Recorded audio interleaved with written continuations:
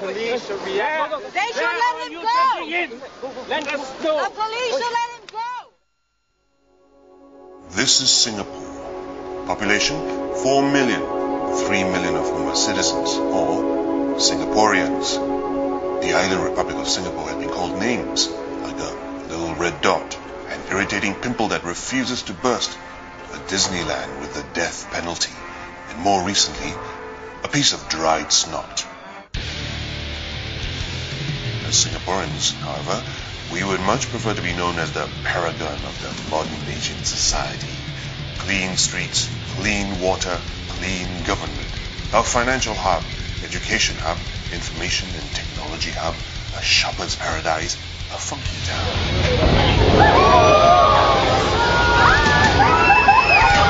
In Singapore, we like to emphasize the good and disregard the bad. We mostly speak in one voice, and that voice belongs to the PAP, or the People's Action Party. Under its founding father, Lee Kuan Yew, the PAP government has transformed Singapore from a third world country to a first world economy, credited largely to Singapore's unique brand of political stability. The PAP have won every general election since 1959.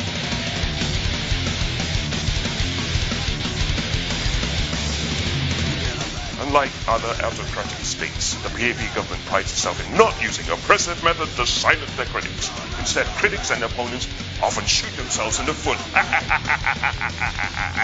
From time to time, they pay fines or charged for income tax evasion. Woohoo! Sued for defamation, eventually bankrupted or opting for exile. Of course, they find themselves in jail, and sometimes without trial for as long as 32 years. Over the course of the last 45 years, the PAP government has successfully outmaneuvered, outnumbered, and outlasted their political opponents. Any citizen who engages in political activism against the government might as well be caught with a copy of Playboy magazine or a stick of marijuana. It is perceived as a crime that carries the same social stigma and sometimes a worse penalty. Yet, as some among us who have chosen to take that treacherous path, the only sensible question we have to ask is, are they crazy?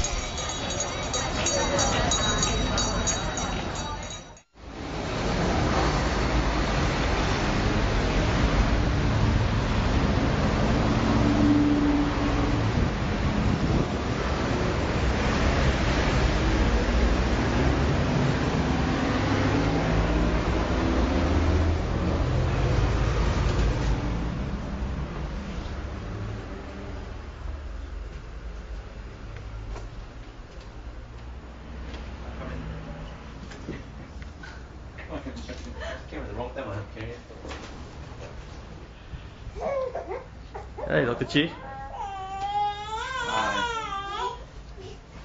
Are these your kids?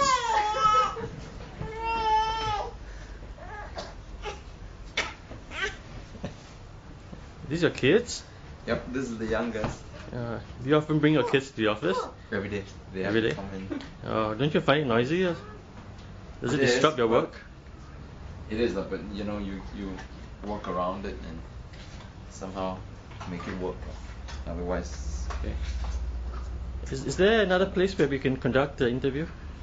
Perhaps a quieter probably have place? to do it downstairs. I think it's going to be a bit too disruptive to do it over here. Alright.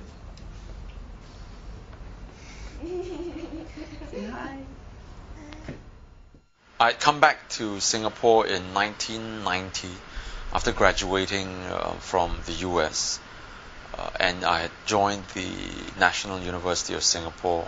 I was lecturing there in psychology, and it was then that I started getting interested in some of the issues, political issues, on education, for example, and that led to my slowly finding out more and more about the political situation in Singapore.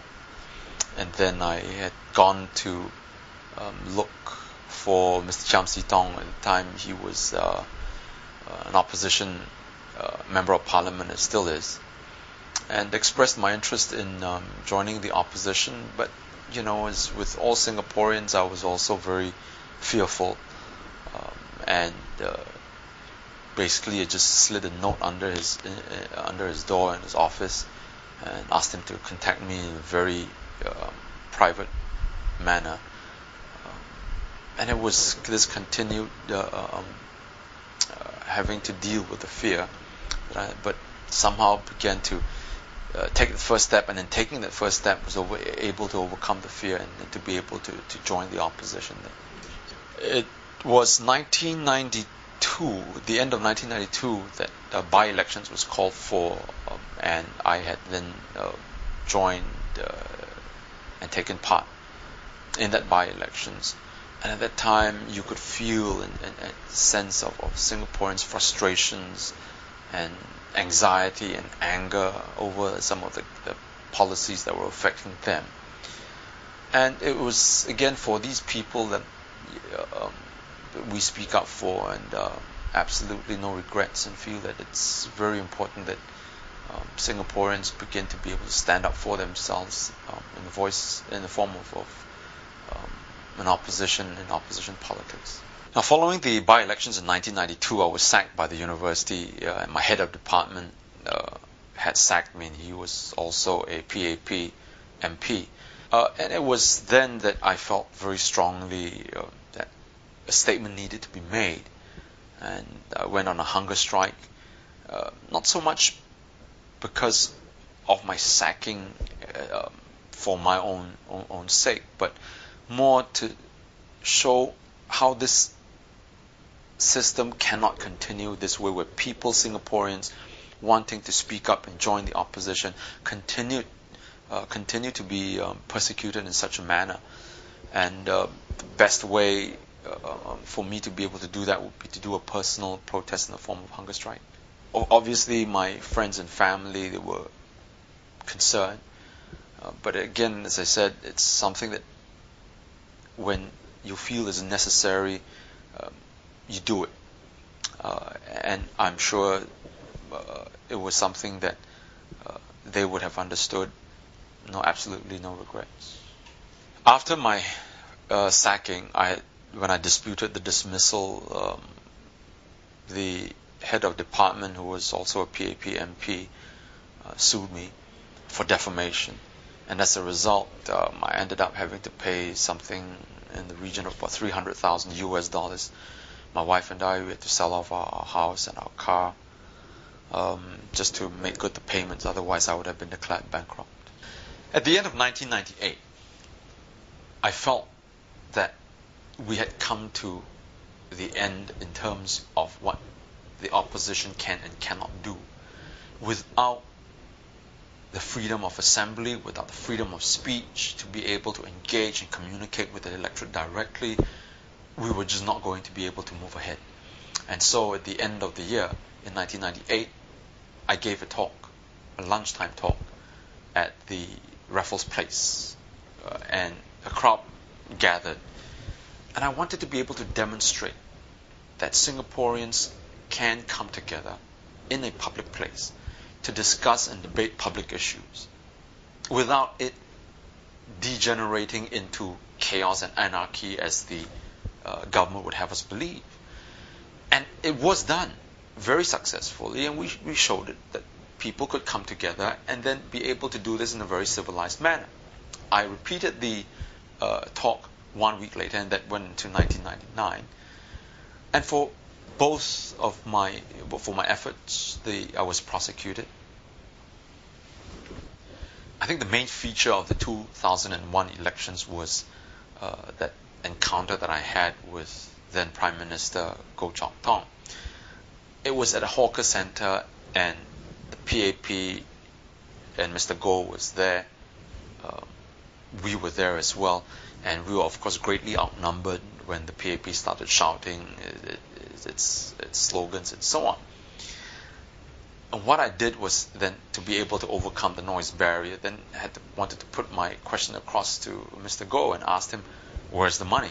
And the money referred to the Indonesian loan that was pledged to the Suharto regime back in 1997. What Mr. Goh Chok Tong did, and a lot of Singaporeans don't know about this, is that he pointed to his pocket when I asked him where's the money. But of course, the media, being the way that it is, didn't even bring up this point. In any case, Mr. Lee Kuan Yew and then Mr. Goh Chok Tong himself then decided to sue me for bringing up that question. And when I went to court to apply for Queen's Counsel to represent me because I couldn't find any local lawyers, the courts first said that the first Queen's Counsel that I applied for was unfit to come to Singapore to practice because he had criticized the judiciary before. Then when I applied for another Queen's Counsel, the judge now tells me that my case is not complex enough. If it is not complex enough, then why did Mr. Lee and Mr. Goh engage a senior counsel, Singapore's equivalent of Queen's Counsel? So not only do I not have a lawyer, the plaintiffs went to court, applied for summary judgment, which was heard indoors, in chambers. And the registrar, not a high court judge, the registrar then awarded them the case. Okay, what happened in 2002? There were 4 Muslim schoolgirls whose parents wanted them to wear their headscarves to school. And based on that, the Ministry of Education banned them. And so it was a situation that needed to be addressed, at least debated, brought up in the open. You don't need to suppress such views because debate can be very healthy. I brought this up. I went to the speaker's corner, was accused of speaking on a religious topic, and very promptly then prosecuted and fined. Following that, on May the 1st, where the entire world was commemorating May Day, millions of workers in cities all across the world were holding rallies and talks and so on and so forth. I felt that, given the occasion, Singaporean workers, their interests, their rights should be addressed as well.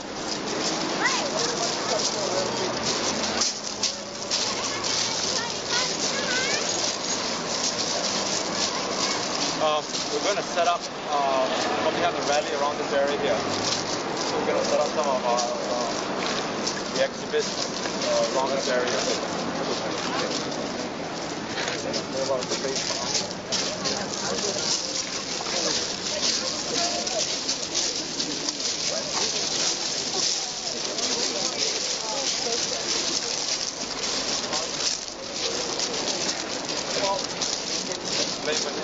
International Workers Day. Workers must have a voice in Singapore, especially at a time like this. When you've got people in Singapore finding it tremendously difficult to make it, and yet they don't have a voice. We want to tell everybody, Singaporeans as well as everybody else in the world, that in this day and age, an independent labor movement that will speak up on it for the rights of workers is crucial. And that is going to be just as important as all the other factors pushing on the move forward. I'll have a lot more to say later on when during our rally and our speech, and let's wait for a little while. I'm just going to be bringing the props down and exhibits and so on. I'll be selling my report and our books and so on. No, well, I mean, our intention is basically to have a peaceful rally here. We hope the police will cooperate. This is the right of every Singaporean to be able to organize freely, speak freely in this country. And I've mentioned that this is all enshrined in our Constitution. So I honestly hope that the police will cooperate and respect the rights of all people. Yes, sir. Clear. Another one. How many? Stop it!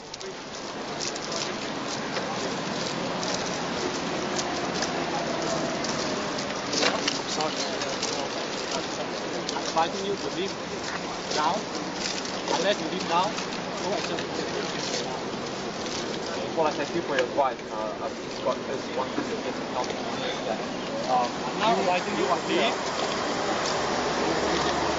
Unless you leave, it's liable to arrest you. I have my saying right now. Please leave. Can I respond to what you just said? I'd like you to respond. Well, I said I'd like to respond, but it's all feel that you want to listen, then I'll do it. Just give me 1 second. Just give me 1 second. Right? I have not. It's important. I just want to make this statement that the whole world should see right now what is going on. They were here to have this peaceful. We are peaceful and non-violent. Look at the way that the PAP government has unleashed the police force to handle the leader of the opposition party. We are peaceful. We are non-violent. We are law-abiding. I don't believe that the police should react. They should let him go. Let us go. The police should let him go. Let him We go. are peaceful, law-abiding.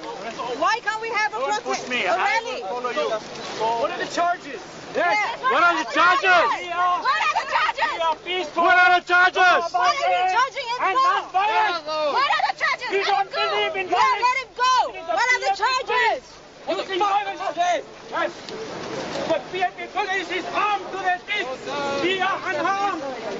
We are defenseless. Sorry, sir. Carry on with the rest. Move back, please.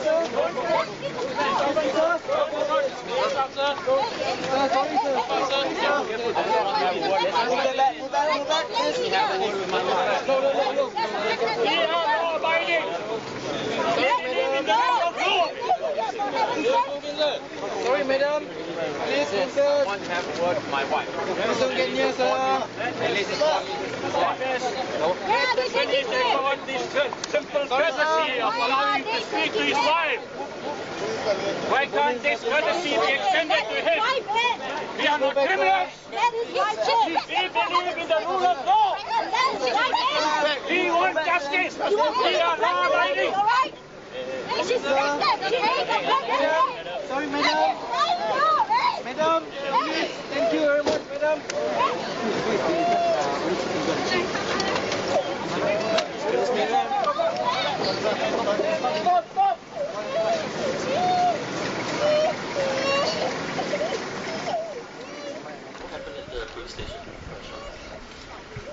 Well, we were put in lockup, right? We meaning myself and my colleague, Mr. Gandhi Ambalam. And a few hours later, we were brought into the investigating officer's office, and where we were questioned.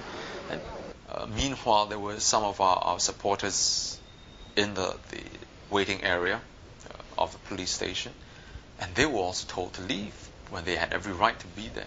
I was an assistant superintendent of the police in my national service as a reservist.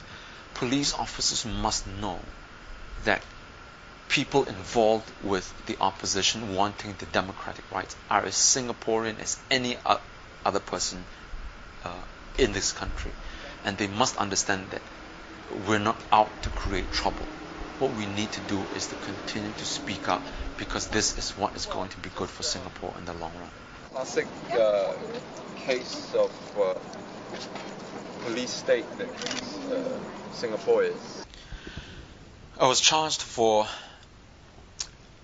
speaking without a permit, and because that was not my first charge, I was fined, and when I refused to pay the fine, was sentenced to 5 weeks imprisonment in lieu of the fine. Prison in Singapore is very harsh. You're put in a small cell, in a lockup cell with a couple of other inmates, and you're basically entombed in there for 24 hours. You're given 45 minutes a day for your exercise and to wash up and so on. It really grates on the mind. Are you prepared to defy the law again if need be? Oh yeah, I don't think this is going to last. I'm not going to be back here. Why do you constantly get into trouble with the law all the time? When you say law, one must be able to distinguish between just laws and unjust laws. Just laws are laws that are good for society, and they must be respected and obeyed. Unjust laws are the ones that are put in place by governments to suppress the people and to buttress their own power. It is the unjust laws that we must bring to the attention of citizens. And the only way that we can begin to do that is to break these laws. But when you break these laws, you must be prepared to face the consequences and not run away. The Mahatma Gandhi, if you take a look at the folder, turn to the back, you look at what quote they were put in there. He said, democracy is a state in which people cannot act like sheep. Now, I've been to Australia and I've seen how sheep behave. And it is remarkable that these individual animals, when they're in a flock, they behave with such precision and such coordination. I think the NDP parade would be proud to have them as one of its contingents. After all, they're all in white.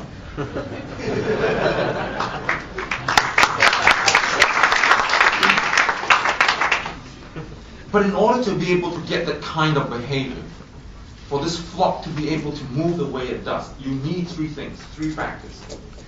One, there must be fear. Two, you must deprive the individual animal of information. It must keep its head down and not look up. You must make sure that those that step out of line are quickly punished. And of course it helps to have a bunch of running dogs all around. The question is, my friends, are we sheep? Now, Dr. Chee, you are a politician. Are you not concerned with losing popularity with the people? Everyone, every individual wants to and has a need for popularity, to want to be popular. But in a situation such as Singapore, where you are faced with this closed society, it is important to be able to do the right thing rather than the popular thing. Mr. J.B. Jaranam,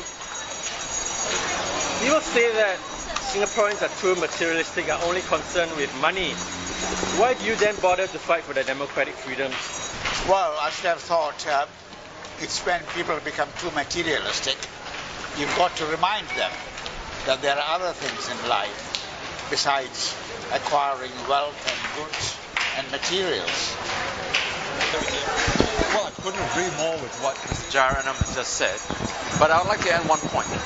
The Singaporeans forget that without democratic freedom, they will always be at the mercy of the ruling party, of the government. And when that happens, as it is happening right now, their economic rights are going to be curtailed. Their right to be able to have, say, minimum wage, or to be entitled to some benefits when they are retrenched without any fault of their own. These are all problems that can be helped when they have their political rights. What about you yourself? Would it be easier for you to just move abroad and not bother about politics and just enjoy the good life with your family? Why bother fighting for Singapore's freedom? Well, that's just the cowardly way out. I think it's important for me to continue to be able to stay, because when I leave, all it means is that PAP wins. And when the PAP wins, the people lose. You cannot have that scenario.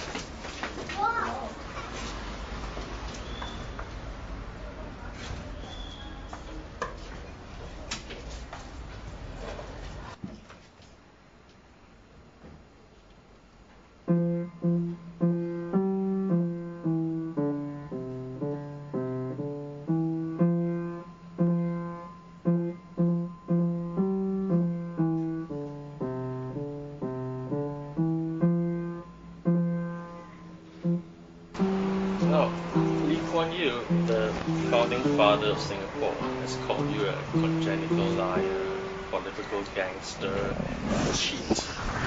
How do you think that will affect you or your family or your kids in the future? No, I think as far as my family is concerned, they know. But my kids, of course, are still young. But when they grow up, they'll know what their father has done, what he's doing, what he stands for, his values. And I'm sure they'll know what the truth is. Doesn't matter what names Lee Kuan Yew labels, calls people and his opponents. They'll see for themselves now.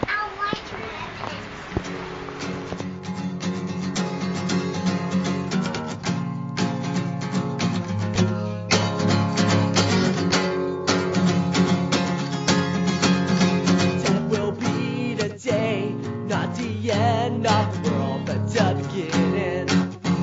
The beginning. That will be the day, not the end.